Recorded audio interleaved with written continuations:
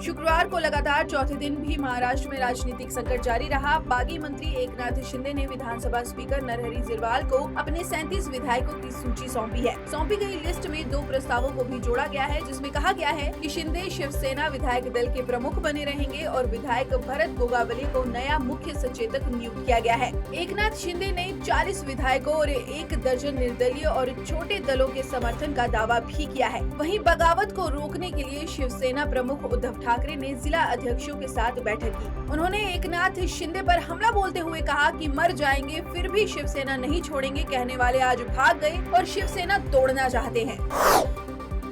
झारखंड की पूर्व राज्यपाल और एनडीए की ओर से राष्ट्रपति पद की उम्मीदवार द्रौपदी मुर्मू ने आज अपना नामांकन दाखिल किया। प्रधानमंत्री नरेंद्र मोदी उनके नामांकन के प्रस्तावक बने हैं। इस दौरान प्रधानमंत्री मोदी, रक्षा मंत्री राजनाथ सिंह और गृह मंत्री अमित शाह समेत कई अन्य वरिष्ठ नेता उपस्थित रहे। द्रौपदी मुर्मू के सामने विपक्ष की ओर से यशवंत सिन्हा को राष्ट्रपति पद के लिए उम्मीदवार बनाया गया है। राष्ट्रपति चुनाव के लिए नामांकन की अंतिम तारीख 29 जून है। वहीं 18 जुलाई को मतदान होगा और 21 जुलाई को मतों की गणना के बाद परिणाम घोषित होंगे।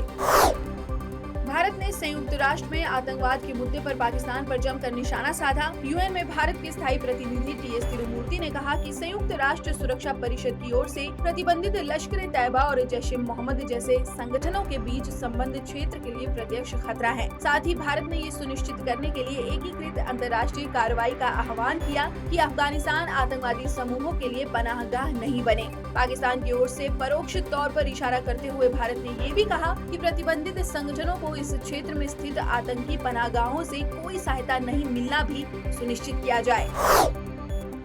2002 गुजरात दंगा मामले में जाकिया जाफरी की याचिका सुप्रीम कोर्ट ने खारिज कर दी है। जाकिया ने दंगे की साजिश के आरोप में तत्कालीन मुख्यमंत्री नरेंद्र मोदी को क्लीन चिट देने वाली एसआईटी की क्लोजर रिपोर्ट को चुनौती दी थी। इससे पहले 2012 में मजिस्ट्रेट और 2017 में हाई कोर्ट इस रिपोर्ट को मंजूरी दे चुके हैं। सुप्रीम कोर्ट ने भी मामले पर फैसला सुनाते हुए कहा है कि याचिका में तथ्य नहीं है, इसीलिए हम इस याचिका को खारिज कर रहे हैं। मिसाइल तकनीक के क्षेत्र में भारत ने एक और सफलता हासिल की है। नौसेना और रक्षा अनुसंधान एवं विकास संगठन यानी कि डीआरडीओ ने शुक्रवार को सतह से हवा में मार करने वाली vertical launch short range missile यानी कि VLSR-SAM का सफलतापूर्वक परीक्षण किया। डीआरडीओ के अधिकारियों ने बताया कि इस मिसाइल का टेस्ट ओडिशा के चांदीपुर तट पर एक युद्धपोत से किया गया। VLSR-SAM युद्धपोत से दागे जाने वाला एक हथियार है जो अपनी तरफ आने वाले अलग अलग तरह के हवाई खतरों को तेजी से निष्क्रिय करने में सक्षम है। कोरोना महामारी से बचाव के लिए बनाई गई वैक्सीन भारत के साथ साथ अन्य देशों के लिए भी संजीवनी साबित हुई है। इस वैक्सीन ने भारत में जहां 42 लाख लोगों की जान बचाई है, वहीं पूरी दुनिया में 2 करोड़ से अधिक लोगों का जीवन सुरक्षित किया है। लैंसेट स्टडी जर्नल के दिसंबर 2020 से दिसंबर 2021 तक के आंकड़ों में ये बात सामने आई है। भारतीय मूल के मशहूर वैज्ञानिक और आधुनिक आइंस्टाइन माने जाने वाले देव अरस्तु पचारिया को ब्रिटेन की रॉयल सोसाइटी द्वारा मुख्य राजसी परिषद का सदस्य मनोनीत किया गया है। साथ ही कुछ समय बाद होने वाले चुनाव के लिए उन्हें काउंसिल में भी शामिल किया गया है। देव अरस्तु की ये उपलब्धि भारत के लिए भी गौरव की बात है, क्योंकि अरस्तु पंचारिया किसी भी राजसी समिति में सदस्य मनोनीत होने वाले पहले भारतीय हैं। ब्रिटेन की रॉयल सोसाइटी लगभग 3 शताब्दी पुरानी संस्था है।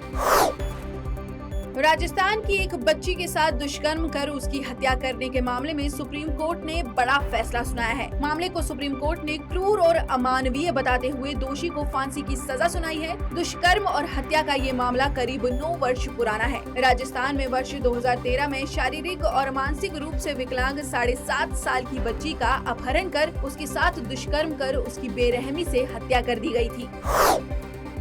संयुक्त राष्ट्र संघ की ओर से जारी एक रिपोर्ट के अनुसार दुनिया भर में भूखमरी और इससे संबंधित कारणों से रोजाना 25,000 लोग दम तोड़ रहे हैं। इसमें सबसे अधिक संख्या बच्चों की है। यूएन की रिपोर्ट में बताया गया है कि हर रोज 10,000 बच्चे भूख के कारण अपनी जान गंवा रहे हैं। वहीं रिपोर्ट में दुनिया भर में लगभग 854 मिलियन लोगों के कुपोषित होने का अनुमान भी लगाया गया है। साथ ही ऐसा अनुमान लगाया गया है कि खाद्य पदार्थों की तेजी से बढ़ती कीमतों के कारण ये संख्या जल्द ही 100 मिलियन के आंकड़ों को छू सकती है। आर्थिक संकट से जूझ रहे पाकिस्तान में व्यवस्थाएं दिन पर दिन खराब होती जा रही हैं। अब पीएम शहबाज शरीफ ने देश की खस्ताहाल वित्तीय हालत सुधारने, राजस्व बढ़ाने और बढ़ती महंगाई के मद्देनजर गरीबों की सहायता करने के लिए देश के बड़े उद्योगों पर 10% का सुपर टैक्स लगाने की घोषणा की है। सरकार के इस फैसले के बाद वहां का स्टॉक एक्सचेंज मिनटों में 2000 अंक नीचे जा गिरा, जिससे हजारों करोड़ का नुकसान हुआ है। पाकिस्तान में मई महीने में महंगाई 2 साल के उच्चतम स्तर पर है, जबकि करेंसी की वैल्यू में 17% की गिरावट आई है।